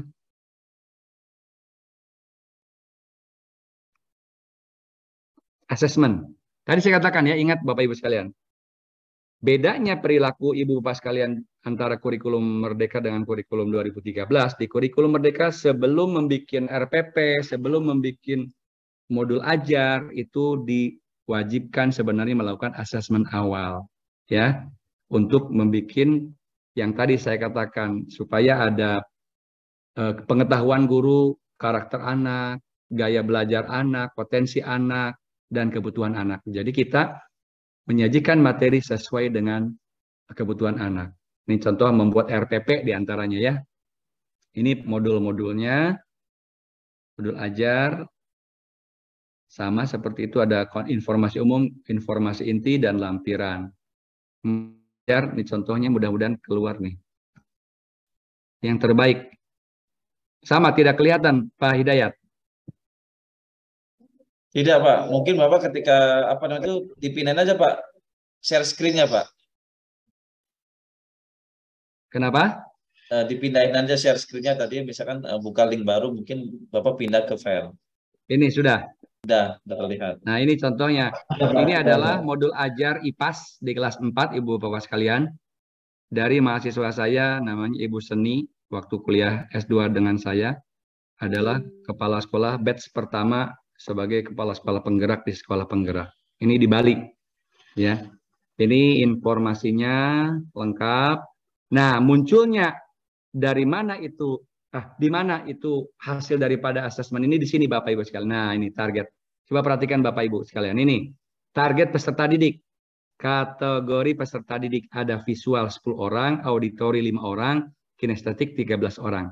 Jadi di kurikulum Merdeka itu, kalau pengawasnya paham, ingat ya, kalau pengawasnya paham, maka akan mengecek modul ajarnya dari Bapak Ibu sekalian RPP ini, adakah target peserta didik yang hasil dari asesmen awal. Bisa dipahami Pak Hidayat dan teman-teman? Bisa ya? Kalau tidak ada ini berarti Ibu Bapak tidak pernah melakukan asesmen awal, gitu ya. Nah, dari sini muncullah perlakuan yang berbeda. Walaupun mengajarkan katakanlah penjumlahan sampai dengan 100, maka bagi anak-anak yang cerdas bisa sampai dengan 100, anak-anak yang standar bisa sampai 80, anak-anak yang rada on bisa di bawah 50. Nah, itu diperbolehkan di dalam kurikulum Merdeka. Baik, selanjutnya. Apa tadi ya?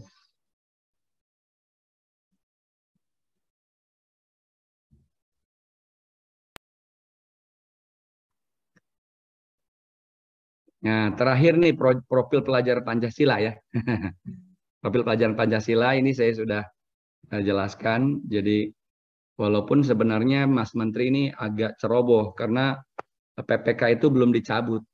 PPK itu di kurikulum 2013 ada namanya Impres nomor 87 tahun 2017. Itu menerapkan 5 karakter penguatan pendidikan penguatan karakter ya PPK. Nah, ini sekarang diganti dengan profil pelajar Pancasila yang 6. Nah, dari situ. Iya, kalau Roma Irama kan jutaan iya. ya. Kalau Ate Mahmud ratusan. Kalau saya cuma baru 58 jumlahnya lah. Sebenarnya Pak Samsul juga sudah menciptakan lagu Pak, cuma masih belum dipublis Pak Samsul ini. Biaya tinggi Pak. Ya, silakan. Terima kasih Pak atas sharing dan materi pada hari ini. Ini sangat bermanfaat sekali buat kita semua. Baiklah, saya kasih kesempatan kepada Bapak dan Ibu Guru untuk menanyakan langsung kepada Pak Khotib terkait dengan implementasi kurikulum Merdeka, dan tadi juga terkait dengan materi-materi yang sudah disampaikan. Dan insya Allah materi akan kita bagikan nanti di grup gugus. Silakan Bapak Ibu Guru yang akan menanyakan langsung ke Pak Khotib. Udah pada pengen pulang itu biasanya jam segini. Iya Pak, kita masih semangat di sekolah Pak. Kita lagi nonton bareng nih Pak di Pulau Kelapa 02, Harapan 01 juga sama Pulau Kelapa 08. Silakan. Bola aja nonton bareng. Iya Pak nih Pak. Nah ini Pak, Bu Mariatul Kiptia Pak. Ini yang menanyakan langsung di Pak, sedang nonton bareng nih Pak di Pulau Kelapa 01 Pak. Iya silakan. Suaranya nggak kedengaran Pak Bu Tiong. Saya menanyakan itu mengenai peristiwa objek dan profil pelajar Pancasila. Itu kalau untuk P5 oleh satu kelas misalnya bikin objek itu Pak apa satu sekolah Pak? Oke. Ada lagi Bu Tiong? Nah, misalnya kelas 4 membuat objek itu sendiri misalnya tentang sampah. Tentang sampah ya, sampah. Nanti kan di situ ada alokasi waktunya. Itu boleh nggak per kelas atau per sekolah? Ya. Ya. Oke. Terima kasih Pak. Assalamualaikum warahmatullahi wabarakatuh. Waalaikumsalam. Mau langsung dijawab atau satu lagi Pak? Satu lagi silakan. Satu lagi ya. Silakan. Dari Pulau Harapan atau dari Pulau 802 untuk menanyakan langsung. Nah, ini yang resen Pak Samsul, Pak. Pak Samsul, silakan Pak Samsul. Pak Hidayat jangan lupa dipoto Pak Hidayat ya. Iya, Pak. Siap. Udah direkam, Pak. Terima kasih Pak Hidayat, Pak Utip yang saya hormati dan saya banggakan luar biasa. Sekali lagi kita berikan aplaus buat Pak Utip. Ada titipan pertanyaan dari teman-teman terkait dengan kurikulum merdeka atau biasa disebut dengan kurma, Pak. Kurma, bahasanya kurma. Kurikulum merdeka. Nggak tahu merdekanya emaknya kemana gitu. Harusnya kurmer gitu ya. Kurikulum merdeka. Yang pertama, pada penerapan profil pelajar Pancasila yang tadi sudah disampaikan oleh Bu Tiong benar, apakah memang terkait dengan penerapan itu beberapa komponen, tentu jadi sebuah alasan juga proyek itu dilakukan secara berkesinambungan, tapi pertanyaan tersebut sudah terjawab di bab tadi, ada terjadwal. Yang selanjutnya, pertanyaan terkait dengan asesmen, Pak. Kalau di kurikulum 2013 ada yang namanya penilaian tengah semester. Untuk di kurikulum merdeka, titipan pertanyaan teman-teman, apakah ada asesmen tengah semester juga? Karena penamaan dari penilaian itu kan sebenarnya sama, asesmen dan penilaian. Saya kira itu Pak pertanyaannya Pak. Terima kasih. Assalamualaikum warahmatullahi wabarakatuh. Waalaikumsalam warahmatullahi wabarakatuh. Saya mau menjawab pertanyaan yang pertama dulu Bapak Ibu ya. Ibu yang bertanya tadi, silahkan dilihat. Ini adalah sebuah contoh tema proyek penguatan profil pelajar Pancasila di SD Anak Emas. Pertanyaannya, apakah harus setiap kelas, ataukah boleh paralel kelas, ataukah boleh secara klasikal seluruh sekolah hanya bikin satu profil pelajar Pancasila, kan gitu ya Bapak Ibu ya. Nah jawabannya adalah ya, kalau untuk melihat konten materinya sebaiknya tidak boleh digabung dari kelas 1 sampai dengan kelas 6. Tetapi masing-masing kelas mengadakan. Nah, mengadakannya apakah boleh paralel Pak? Boleh. Umpamanya kelas 1 ada 3 kelas, cukup digabungkan menjadi satu, menjadi program bersama kelas 1 gitu loh, Ibu ya. Kemudian program kelas pertama kelas 2, program kelas 3 sampai dengan kelas 6. Nah, teknisnya tadi saya katakan ke Pak Samsul Bahri, itu dibuat dalam bentuk harian seperti ini, Bu. Harian nih di hari Jumat setiap pekan. Ya, dia dibikin satu hari dalam satu pekan, atau setiap hari tetapi di akhir jam, atau dalam satu semester digabung menjadi satu bulan. Nah, jadi itu jawaban dari saya terhadap pertanyaan yang Ibu tadi tanyakan. Yang tidak boleh itu adalah digabung satu sekolah menjadi satu, tetapi melebur semua target yang ada di setiap kelas. Nah, boleh. Karena paralel boleh. Ya, kelas 1 sampai dengan kelas 6 masing-masing punya paralel, maka tiap-tiap paralel membuat proyek bersama itu boleh. Contohnya temanya seperti itu. Itu yang pertama pertanyaannya. Yang kedua tentang asesmen ya Pak ya, asesmen. Apakah sebentar asesmen?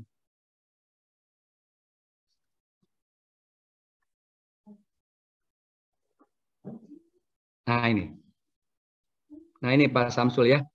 Apakah di kurikulum merdeka diperbolehkan ada asesmen tengah semester? Boleh, nggak ada masalah. Kan di sini ada 3 model asesmen. Asesmen formatif, ya, awal maksudnya awal, kemudian formatif dan sumatif. Kita sudah tahu apa bedanya awal, formatif, dan sumatif. Nah, karena fungsi daripada asesmen itu ada 3.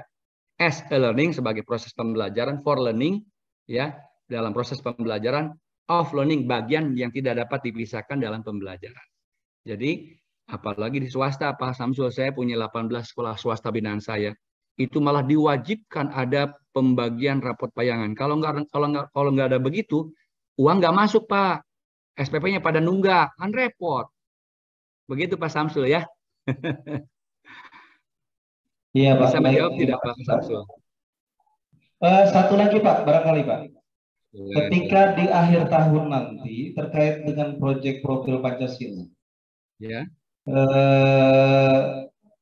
sekolah akan mengadakan kegiatan paripurna, mengundang semua elemen masyarakat, baik itu secara elemen masyarakat, apakah pemerintah ataupun yang lain sebagainya, untuk melaksanakan kegiatan secara paripurna. Dalam arti kata, tadi yang disampaikan Bapak, kelas 1, 2, 3, 4, 5, sampai dengan 6, kegiatannya dirampungkan dalam 1 tahun, di akhir tahun pelajaran. Apakah itu harus terpisah atau tetap bisa kita jadikan satu kegiatan paripurna? Terima kasih, Pak. Baik, pertanyaan bagus ya.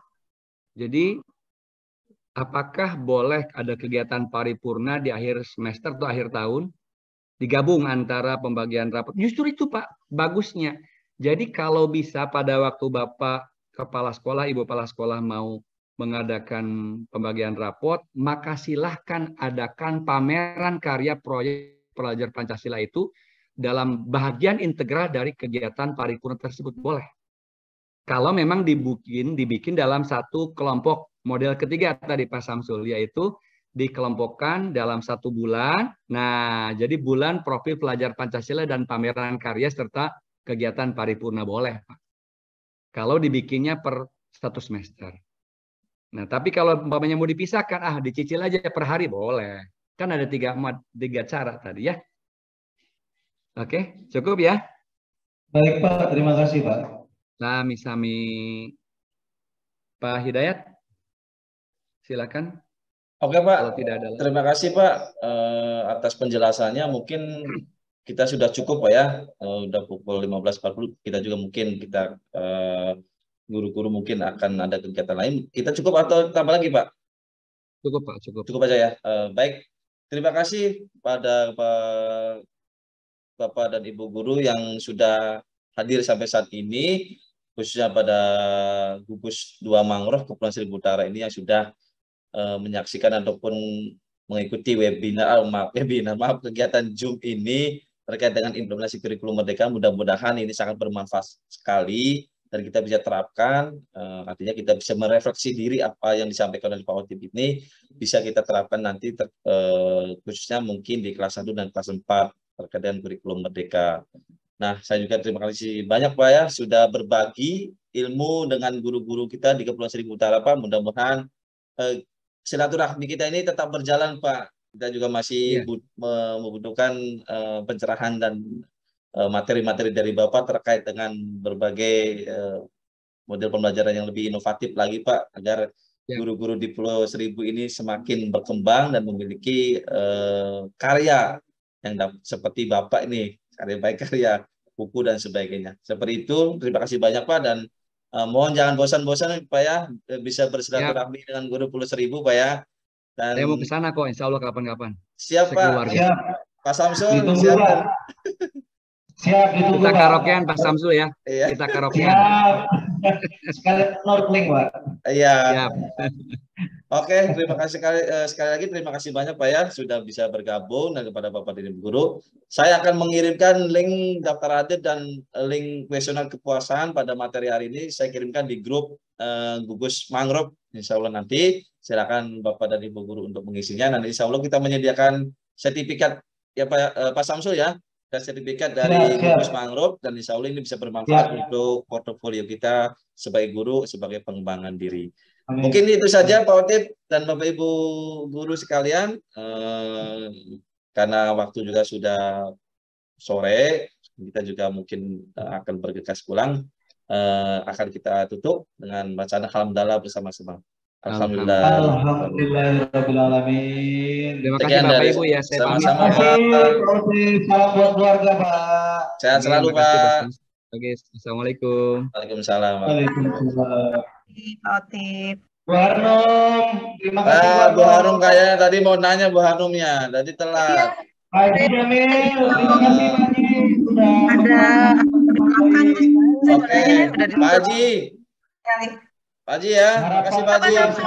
Pas sampai pindah lagi nih kayaknya. Terima kasih ya. Oke, siap. Terima kasih ya. Ada ya. Terima kasih Pak. Oke, nanti kita akan ada event lagi Pak Samsul ya. Ada Terima kasih semuanya. Assalamualaikum. Ya, salam. Oke, saya tutup ya.